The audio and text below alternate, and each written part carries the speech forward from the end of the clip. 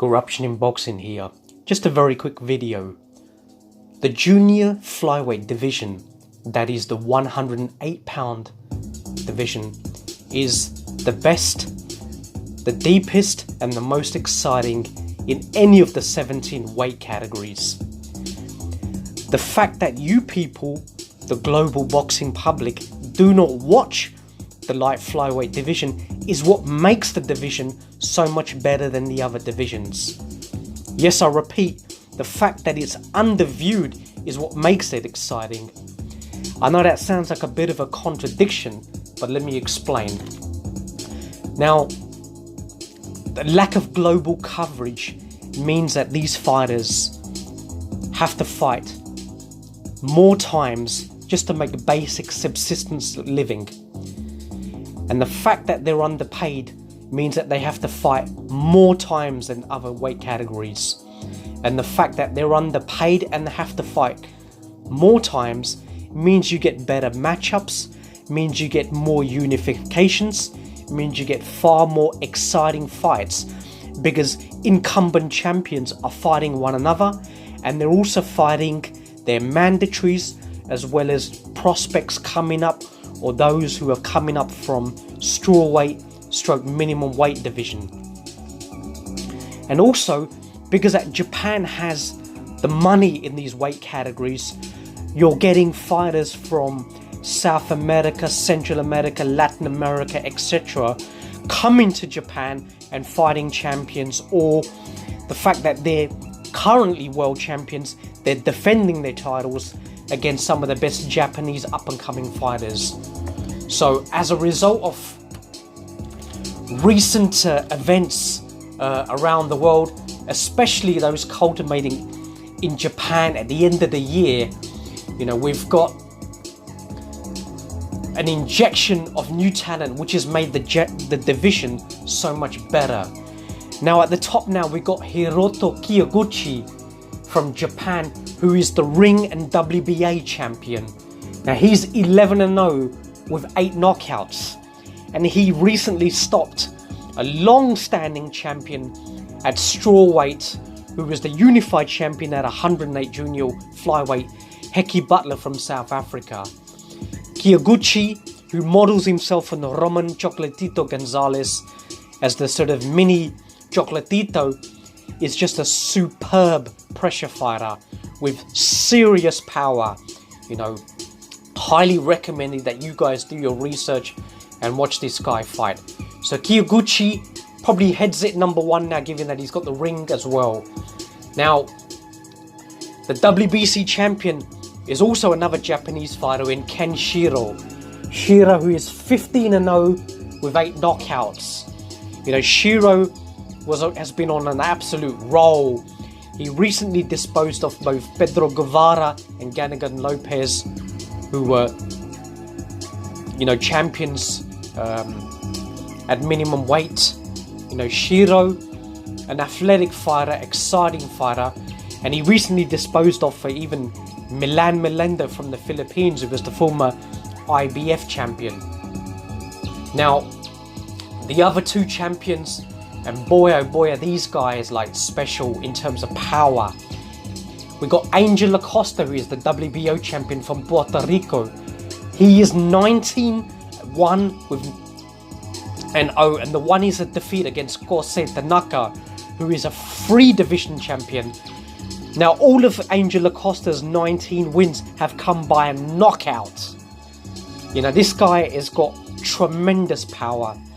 You know, a friend of mine, you know, Mike from Pound for Pound Boxing Report, describes Angel Acosta as the Junior Jackson of the lower weight divisions.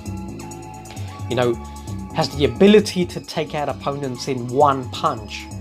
So all those who think that these lower weight categories is just a typecast of just pressure fighters who just throw nothing but punches in bunches, I'm sorry people, that perception is wrong.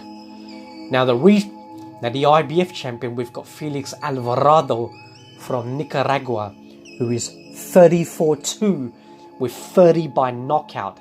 Now this guy is one of the hardest punchers, 105, 108.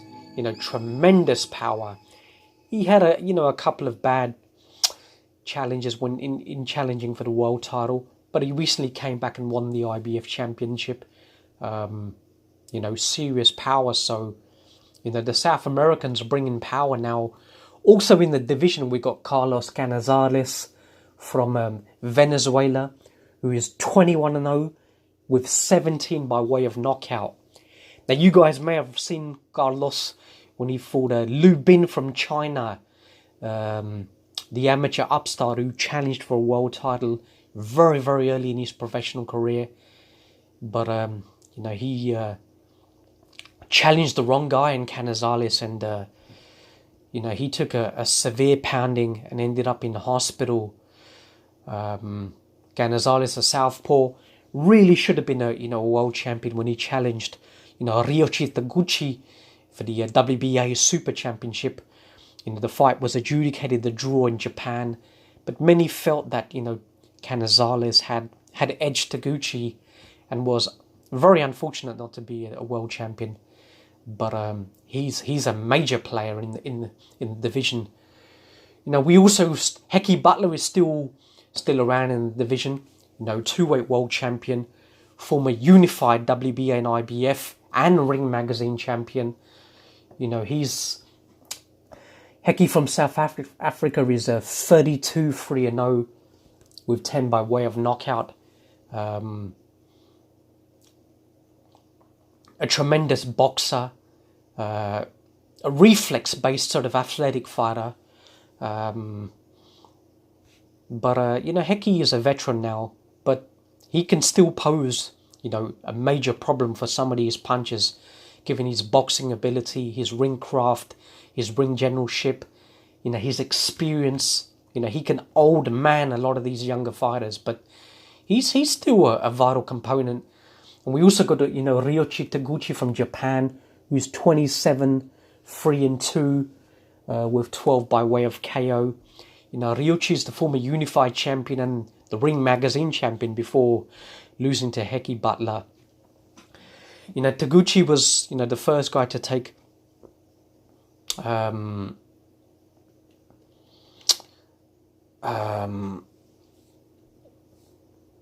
Inoue on points. So a very decent fighter, has very good punch resistance, can box, has got amazing stamina and durability. And, you really have to be a very, very good fighter to either outpoint him, but you're not going to knock him out. He's got a granite chin. We saw against Canizales, the way he came back in the championship rounds, put in a tremendous effort, and that may have prevented, Taguchi from losing, his championship. So he's a great fighter, and he's still also a major player in the division. So we got a hell of a division. So many great champions, so many great fighters, so many great ex-champions lying around as well. Guys who have come up from sort of 105. So the future, well, not sure. We also to mention, we still got Milan Melendo from the Philippines. A fighter who I really love as well. Beat who did he beat again? He beat a freeweight champion, Agashi, to win the IBF champion. Knocked him out in the second round. But he recently lost against sort of Kenshiro. But Melendo, unfortunately, has very weak, delicate skin. He tends to scar up so much scar tissue. He tends to, bleed heavily. And that's what causing him, some of these recent defeats. So, but he's still around, still a very good fighter. He's got power, can box on the inside as well. So he'll be a very good, mandatory challenger for some of these champions. So going forward, it has to be Kenshiro and Kiyoguchi in a unification. They recently fought in a little sort of exhibition fight, and Kiyoguchi gave Kenshiro a hell of a lot of trouble. So it'll be interesting to see if Shiro will fight Hiroto in a unification, or will he try and challenge you know, some of the possibly an Acosta or Felix Alvarado. You know, Acosta, who is now fighting on Golden Boy's sort of Facebook watch cards, he's getting some profile. But I've been talking about this guy for years. You know, he fought in Japan against Kosei Tanaka, so he'll fight around the world. As I mentioned before, a lot of these guys will come to Japan and fight because the money is there. So hopefully we'll get some sort of a unifications. I'd love to see Shiro and Kiyoguchi, you know, them two unifying 2 belts with the ring, and maybe Alvarado and Angel Acosta, you know, the 2 Central South American fighters fighting for the you know, the WBO and the IBF, and then we're getting a mega undisputed champion, the winners of the 2 WBO and the IBF fighting the winner of the WBC, the WBA and the ring in an undisputed next year. It's possible. You know, I don't see no reason why. You know, we already had a unification with the Ring magazine. So, yeah, the 108-pound division, people. The best division. The deepest division in boxing. You know, don't give me this welterweight and, you know, the 154. Get the fuck out of here. 108 division is the best, the deepest, the most exciting, and the most competitive in any of the 17 weight categories. It's corruption in boxing. Sayonara.